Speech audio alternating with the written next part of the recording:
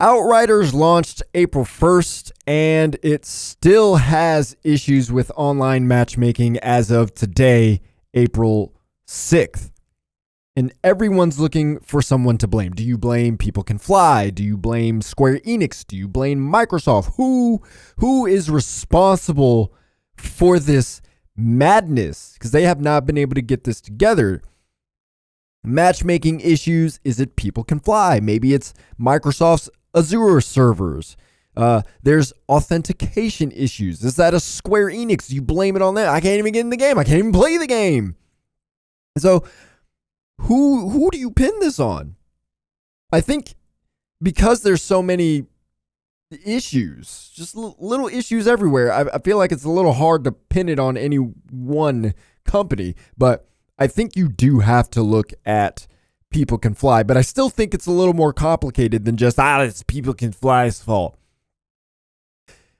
There was an article from Games Radar, and I found it on Reddit. Somebody had posted it because around the time, I'd say The Division 2 was out, this article was published, and it featured 3 people who worked on Always Online Games. One of them was The Division 2, and my biggest takeaway from that article, there was 2 of them. One of them was, all of them said, Always Online Games will always have problems at launch.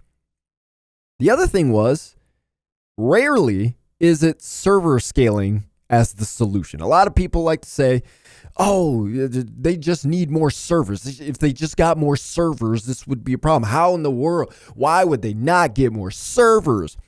And that's rarely the issue.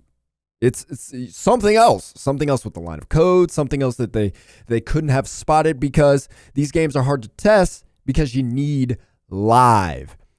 These type of scenarios where you build these games and they're supposed to work online, you can't really test them until they're live, which is why it's so important to have beta tests. But sometimes that's not always possible, because you basically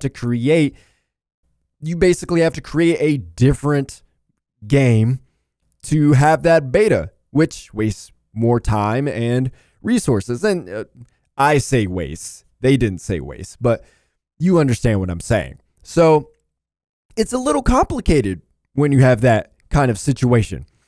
I have a friend who worked on the Mars rover that just landed on Mars, and it's doing its thing now. He created the lens that was supposed to help the rover land on Mars. And so I was talking with him about it, and my wife asked him, was like, were you guys nervous about the launch and the landing? They were like, yes. And you would think, they've done everything. They've done all the research. They've done all the preparation. They've done all these things. But still, they say anything can happen.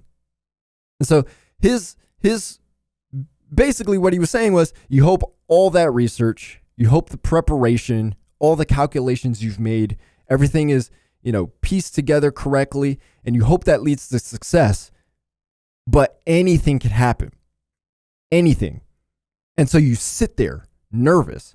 And I imagine that is how these people who make these online only games feel when they hit that button. Whatever they do to make that game go live, they're kind of feeling the same way. They've scrubbed through the lines of code. They've had people look at it. Meanwhile, people are still making changes to it because, they're basically working up on these games up until launch. And so you're scrubbing through the code. You're making sure everything's good. You're testing.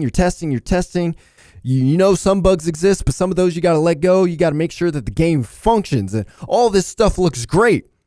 And then you hit live and you hope.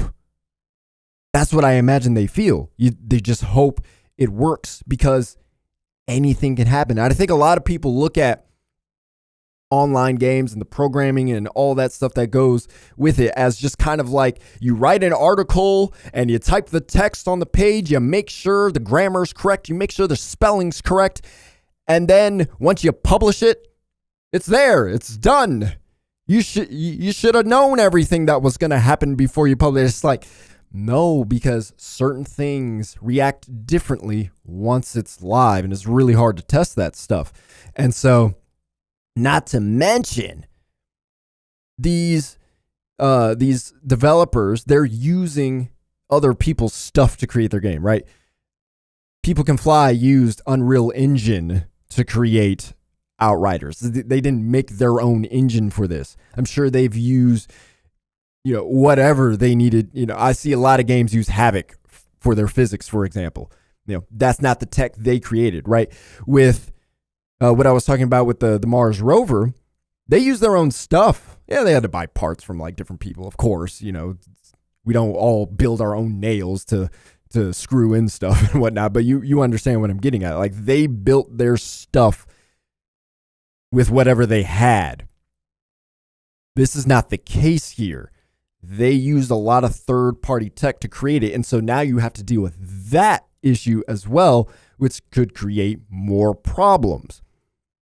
So then, yes, you ask the question, legitimately, why make an online-only game? Why would you do this? Now, the creator, the creative director, said to IGN's Matt Purslow, his exact quote was, "We have a lot of things in the back end, so you have to be connected to the internet to be able to play." That's end quote.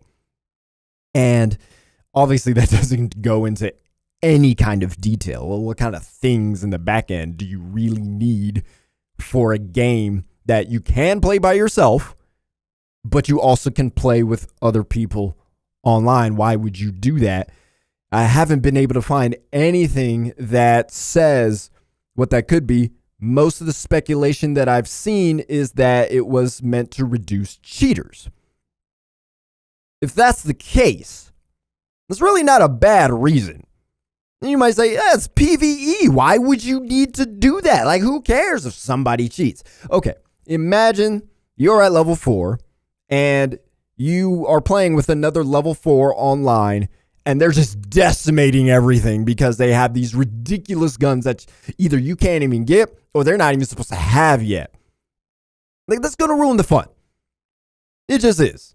Well, I don't care. No, it's going to ruin the fun because it's no fun to not put in any work. It's not fun to not shoot anything. It's not to have that kind of interaction. Like, that's part of the fun. The first time I played Borderlands 2, I had friends who finished the game already, and they're going through the game, decimating everything as I'm leveling up and going through the story. It wasn't fun. I stopped playing because I was like, I'm not having an interaction with this game. You guys are just blowing through everything. I'm not shooting anything. I don't have time to shoot anything. I'm getting these points, all this other stuff. It's just not fun. Same thing with this. Borderlands 3 has a problem with modded weapons. Somehow people are getting modded weapons into the game, even on console. And just going and blasting through stuff, it's not fun. So it's important to make sure that those cheaters are not able to be there. Now, is that a good enough reason to make it online? I think that's the point that we can debate. Is the cheating so bad that you needed to make the game online? I don't know. What I do know is that, yes, it is absolutely worth criticizing them for the decision to make the game always online. But don't destroy them for it. Criticize it. Say, a lot of people are saying you should make the game always offline for single player. Yes, say that thing. But online still only solves a piece of the problem, because right now, as of April 6th, matchmaking is still a problem, right? So you got the people who want to play by themselves, or at least want the ability to play the game, regardless of whether they want to play with others or not. But then you got the people who want to play with others, and yeah, they still can't, which for them is a reason not to play the game. So is preventing cheating worth the risk if that's the reason? I know at this point, we're going to have to wait for People Can Fly to answer that question. That statement's supposed to be coming. They're supposed to say they're a little post-mortem about why the problems were there and, what the purpose, all that stuff. That's supposed to be coming. So I ask you, I'll put the ball in your court. If you were the director at People Can Fly, if you were king for a day at People Can Fly, and you wanted to prevent cheaters, if that's the actual reason, would you take the risk of making it online only? Hit the like button if you enjoyed this video. Also, subscribe to catch raw gameplay of the latest games coming out so you can get a taste of what to expect. My name is Anthony Shelton. I'll talk to you later.